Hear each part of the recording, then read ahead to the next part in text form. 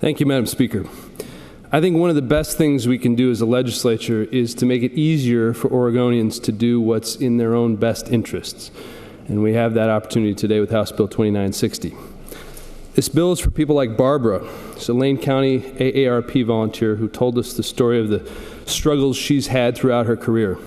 She was a single mother who was cobbling together a series of part-time jobs to make ends meet. And over the many years that she worked, only one of those jobs had any kind of a retirement vehicle. So in the end, she was left with Social Security and the equity in her home. You can guess what the Great Recession did to the equity in her home, but she was finally able to sell her house.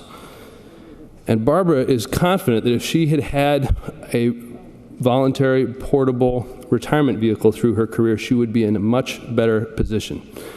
She's on her feet now, but she's turned that desire into advocacy, and she visited us throughout the development of this bill to advocate on behalf of the younger Oregonians that she is confident will have an easier time saving for retirement as a result of this bill. Far too many Americans and far too many Oregonians are not saving enough to ensure a decent retirement. It's easy to understand why that's the case. Retirement seems like it's a long way off, even if it's just around the corner. And the decisions we have to make when deciding how and how much to save for retirement can be complicated and scary. So a lot of us do nothing, and some are calling that a generational crisis. This bill will make it easier for Oregonians to save for their retirement, and that's obviously in their interest, but it's also an interest that we all share because as more Oregonians retire with more resources, they are going to demand less in state services.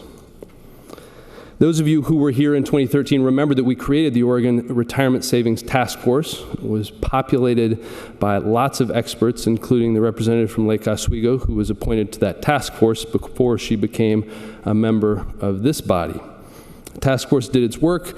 They met regularly. They considered testimony and expertise from a wide range and a wide variety of perspectives, and they delivered a report. The report included recommendations to the legislature, and that is what forms the basis for this bill. The bill has also undergone a really significant process in this session. It's been the subject of robust hearings in both the House and the Senate policy committees, and has gone through the Ways and Means process. It's a good product, and I think it deserves your support. I want to explain how it works.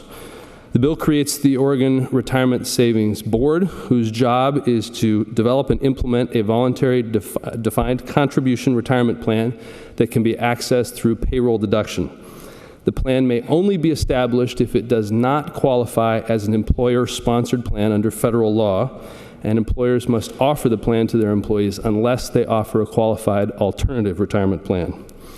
Pre-tax contributions by employees, and only by employees, would begin on July 1st, 2017, and the board would adopt rules for automatic enrollment, opt-out provisions, and other policies and procedures. The contributions, again made only by employees, would be transmitted directly to a third-party investment administrator with whom the board would contract for those management services, and they'd be held in trust there. The employers and the state would have no proprietary interest in those accounts and would not be liable for any losses that might occur. Once the plan is operating, costs for the administration would be paid from the earnings in those accounts. And in this way, the plan is very much like Oregon's successful 529 college savings network. Until then, a general fund appropriation is necessary, and it's included to support the startup activities of the board. These are things like the market analysis, a feasibility study, seeking legal advice, and coordinating with the other states who are undertaking similar activities. That appropriation is actually structured as a loan, which would be paid back from the earnings in the accounts, and again, very much like the 529 college savings network. And finally, the bill also requires that the board report back to the legislature in each of the 2 sessions that will happen between its passage and the plan going operative on July 1st, 2017. Madam Speaker, colleagues, these are the mechanics of the bill, and they're important, but they are not the only story. The motivation behind this bill and the concepts that are in it come from Oregonians, people like Barbara, employees and employers alike, who want to do the best thing, the right thing for their own retirement. And I want to share one more story about that sort of an Oregonian. My friend Chuck Wilson is in Beaverton. He runs the Beaverton substation. If you've been to Beaverton, you may have been there. If you haven't, you should come. It is a sandwich shop. It's a local institution. It's where everybody really does know your name, and it's been that way for 30 years. Chuck built that place by himself with a strong team, and part of the way that he keeps that team together is by taking care of them. He tells us that he wants to offer a retirement plan to his employees, but he's also clear that without an HR department, he doesn't have time to navigate that process. He's got sandwiches to make and customers to serve. It's these Oregonians and the hundreds of thousands of others who stand to benefit with the passage of this bill that I hope you will keep in mind as we consider this bill and as you cast your vote.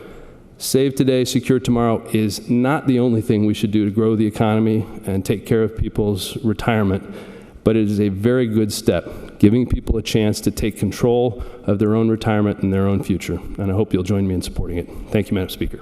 Representative Reed, would you like to close? I would. Thank you, Madam Speaker. I want to reflect a bit on some of the things I've heard today and reiterate a couple of points.